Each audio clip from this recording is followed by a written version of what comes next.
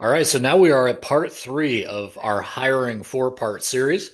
Last time we left you with, okay, now you've given an offer letter. We walked through the interview process, our best practices with Brian with his 6 clinics, me hiring about 100 therapists in Arizona, and now as a solo cash practitioner. And now today we're going to say, okay, we want to give this person an offer, right? We like them.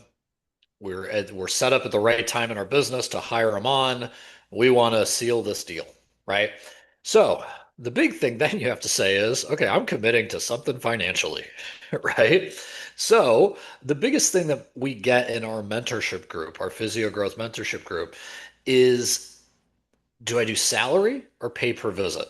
And I think this stems from if you are a new practitioner and you are hiring your first person or second person, you have a cash flow issue, right? You don't have 5 clinics that have 4 PTs that are producing regularly, right? So you're saying, well, okay, if I pay them per visit and I give them a margin, then, I can take some of that and I'll make money off of this employee. So for my efforts of being the owner. Um, and then I don't have to pay them for when they're not seeing anybody. So I don't lose money when they're sitting around if their schedule isn't full for the first month, right? Or we're doing onboarding. And then the opposite side of that is salary, right? Where you're saying, okay, I'm committing to you. Most candidates want safety and stability. So they'll say salary is something that they want. So this is kind of the big thing I want to go over to begin this, because it's been a hot topic for us, is when you have a good client, what makes you say salary? What makes you say pay per visit? Like, what's your thought process, Brian, when you're bringing in somebody at Evolution, or if you're counseling a newer clinician who's maybe making their first hire? What makes you lean either way? What do you like? What do you don't like? I think the key, I mean, it's such a good debate, right? This is my take on it. I think that a lot of physical therapists want to say, hey, pay me a certain amount of money and then I'll just pay me this salary that's less than I have an upside. And then I'll hit the upside. But the problem is once they hit the upside, and they're capped. Now what happens is like, well, I want more. And as a business owner, the whole reason for why you did that in the first place was so that ultimately when they um, saw those amount of patients, then ultimately like you started making better money, right? Hmm? So I've seen that backfire on PTs before. My take on it is salary is going to be the best way to do this. And if you want to create an Yep. incentive structure, cool. But most physical therapists that we've hired were on a salary and it works out really well. Somebody Yeah, who wants I a will. yeah, I will stand on that soapbox just to reveal my mask. yeah, I think pay per visit is a recipe for disaster. totally. If you want to grow your company, salary is the way to go. Now, how do you answer my next contention? But how do I pay them?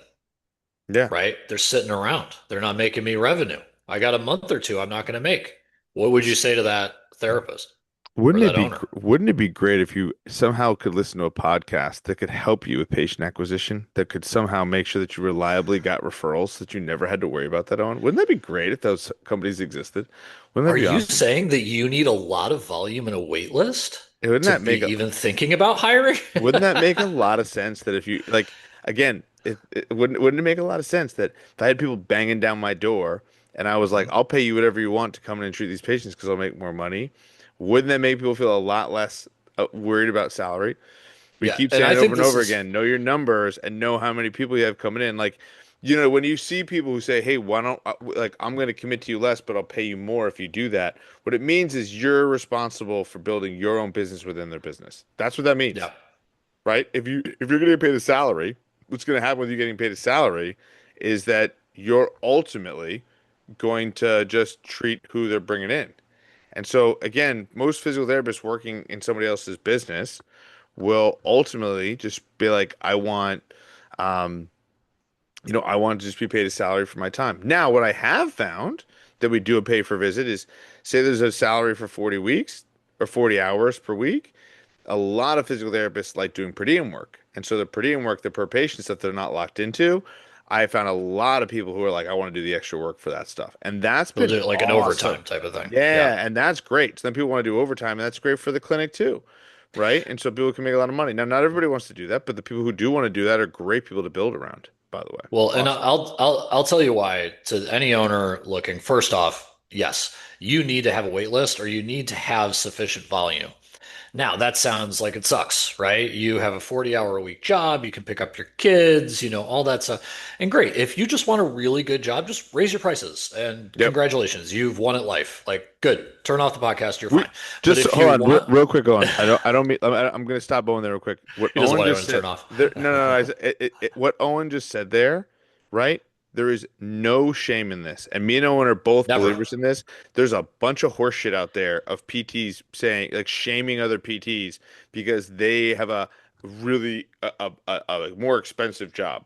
Listen, if you've created something on your own and can turn it on and shut it off and make more money and raise your prices, there is no shame in that whatsoever. Congrats, you're doing a great job, right? That's So why I like, say, congrats, you've won. yes, You exactly. So know? like, don't let people shame you. I hate that shit on social media, Yeah, and I think it's I agree. only hurting our profession. But nevertheless, So, go ahead. Sorry, so let's Arno. say you want to grow, right?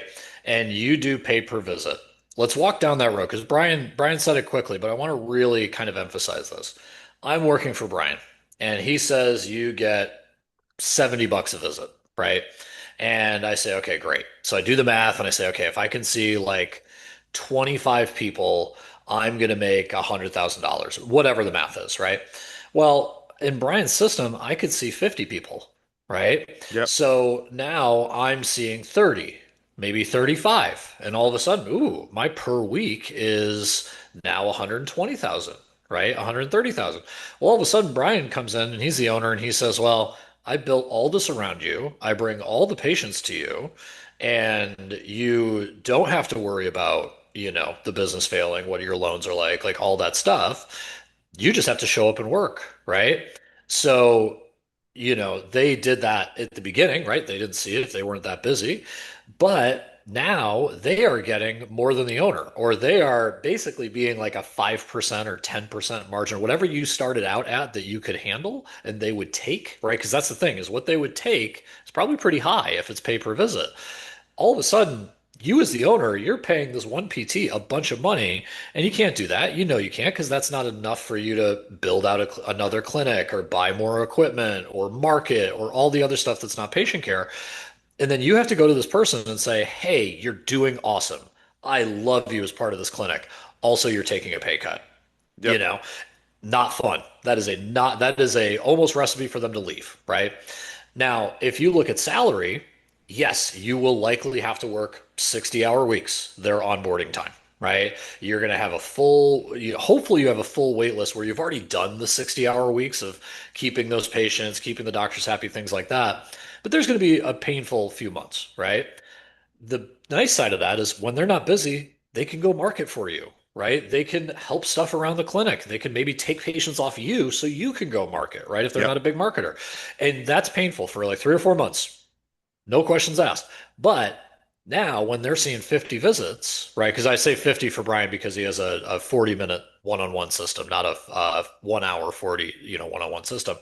Um, then it's like, yeah, they're fine. That's what I've been paid the whole time. Like, okay, we knew this was part of it. So then you can make that number the margin that you need to do it. And I mean, there's a lot of evidence out there that it should only be 40% of salary, right? Your 40% of revenue is what the quote unquote good cost of people is, like cost of salary is. Now, in today's market, I would be hard pressed to find a PT owner who is doing 40%. They're probably closer to 50. But I mean, if you do pay per visit, you're not doing 50% of each visit, right? Like if you're Medicare in Arizona, you would be paying someone like, 55, $60 a visit. Well, they're just going to go get that salary down the street, right? 100%. Um, so you're having these numbers that, they make sense at the beginning when you're cash strapped because you're hiring too early. And then they end up with the guy leaving 3, 5 months later. Culture's terrible, and then you're back where you were before, right? Yeah. And that's my breakdown of why I choose salary versus per visit. I'm sure there's great people out there that have had it work, and the conversation was good, but that is a low probability of success. I also think something that you said very specifically in there um, was the idea behind, and again, I'm going to highlight it because Owen didn't really say it, but I also believe in this. He said if I have about 50 patients that someone's seeing, um, on a week, and our 40-minute patient slots, well, or like so, think about this. Let's break that math down. So if I have, and I have a calculator as I'm playing around with it. The slots that I have open for a 40-hour work week for a patient, a 40-minute per session is 60. So I have 60 patients. So if I have somebody see 50 patients per week, right? The productivity on that, right, is 83%. So again, when we talk about productivity, this is something that people have to be measuring so that they understand the hiring process.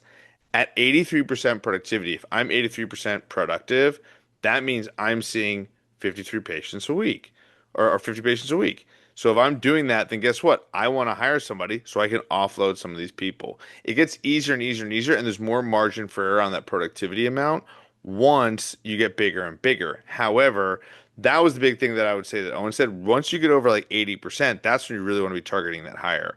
And to me, measuring that is essential because it gives you more clarity in the business so you can operate properly. And that Yeah. way, then you can also understand, all right, cool, I'm 83% productive. I know my reimbursement rate is. This is what I want to do. This is how I'm going to do it. How am I going to, you know what I mean? And like by doing that, then you can back it off and then you can actually safely say, okay, like, well, the person's on vacation because they're going to take some time off. This is what it looks like. Like, I remember we were talking to somebody in our mentorship group, and they were talking about, well, they want vacation and blah blah, blah and this stuff. Like that again, you nailed it, Owen. If you do not give it to them, there are 10 of the PT practices lining up to fucking give it to them. So the Mhm. reality of the situation is you have to be competitive. And if that means that you're, and then again, when that person comes on, you need to make sure that you train that person properly. You have to have systems where the person's ready to go.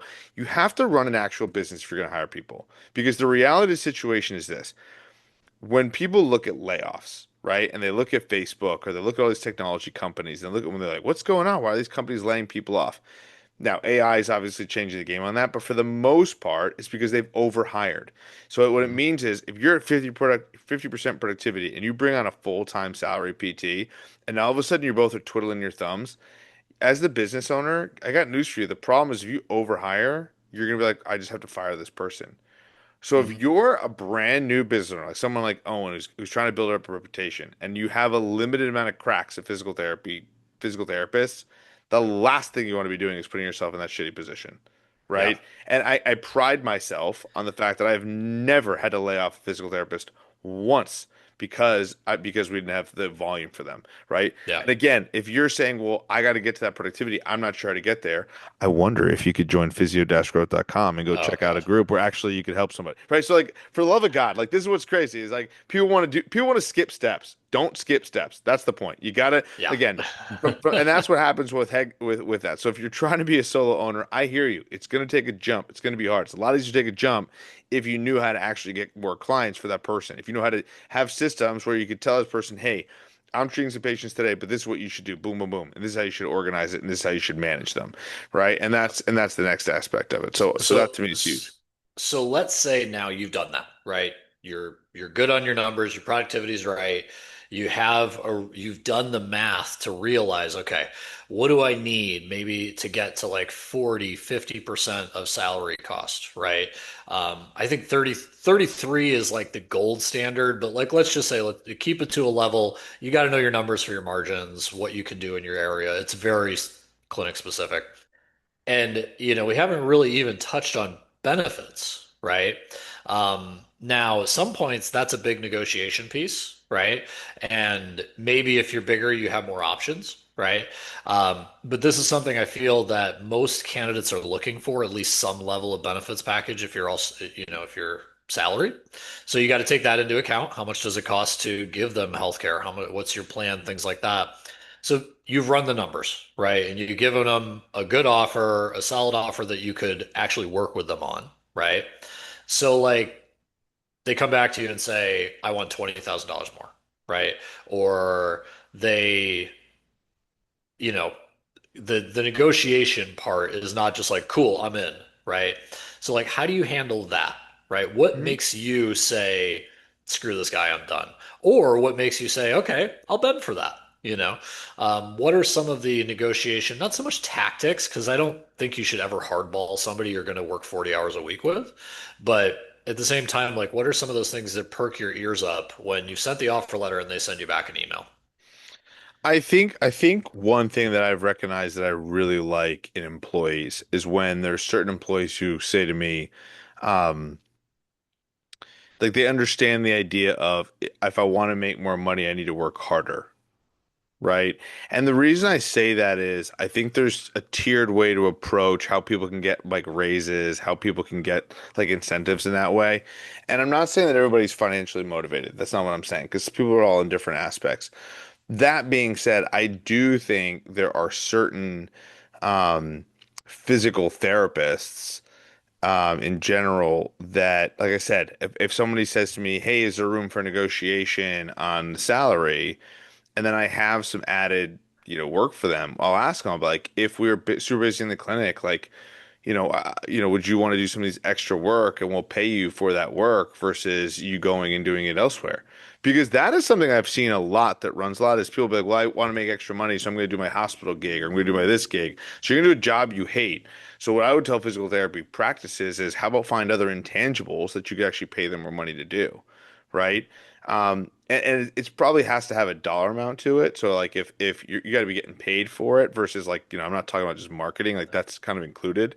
Um, but to me, that negotiation, it's no different than you're negotiating. Like if you're negotiating a sale, you're asking for Yeah. people to trust you, right? And Well, so, I you know, think something that you do really well there is that you guys offer almost like pay per visit on top of yeah, the salary. So you give them the foundation of like you have a salary, but then you either have your like, hey, I'm cool if you work an extra 3 hours on Thursdays, totally. because you don't have to pick up your kid until later, and I'll just pay you for those 3 hours. But it's obviously if there's patients there, right? Yes. Um, and then you also have done That's a stuff in the key past piece, by where, the way. Sorry, Owen, I don't want to gloss over yep, that. That's a key piece that you got to manage as a person. So like yep, as a PD practice. So like if someone's like, "Hey, I want to do X, Y, or Z thing," and I want to make sure that I'm like, treating some extra patients, and then obviously they treat extra patients outside of their 40 hours, but they're not seeing patients in it. Like that's also a recipe for disaster. So you got to just yep. regulate that and manage it. And that's it. Yeah. And that's, I mean, owning the business. You get to watch that stuff, but then you also get to make things like I know you said in the past, like, hey, we had a therapist who was super interested in, I don't know, it was lacrosse or hockey or something, right? And you're like, great, if you want to create a webinar or you want to create like some workshop and then that gets me more people and you do that outside of your 40 Yeah. hours, then yeah, I'll go in 50-50 with you or whatever the percentage is, right? Because you have to think, I mean, how much you're the space and the marketing and all that. Yeah. And I think that's all part of the negotiation. I think any PT knows that if they're just going for the number, just go work home health. You're fine. Like, you're okay. And not to disparage someone who has a home health agency, but mostly they're corporate.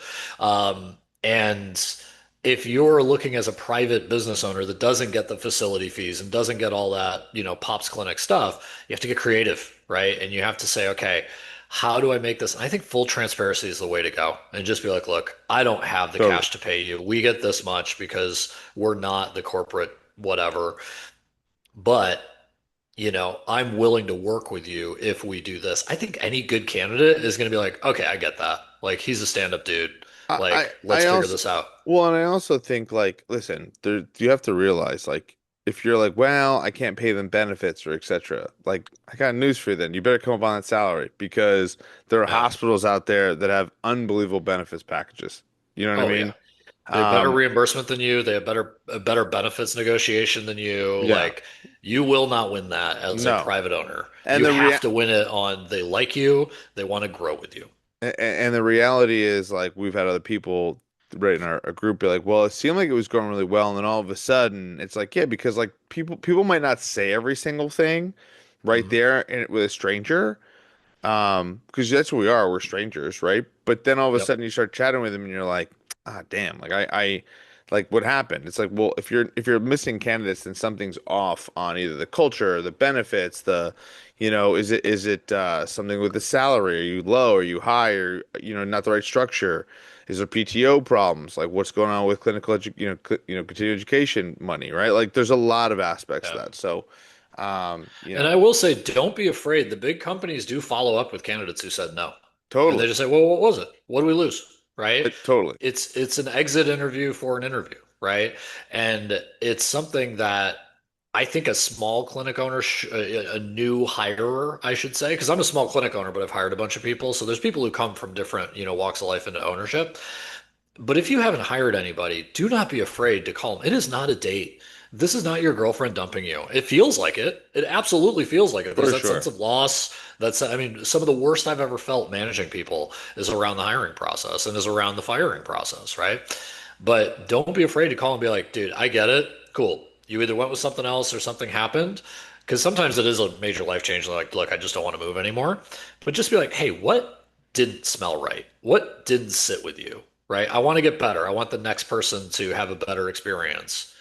You know, um, And by the I way, think it that's takes under. I think it's underrated. 1,000%, dude. I totally percent it's underrated. And that's what I meant in our last episode when I was like, just call the freaking candidates.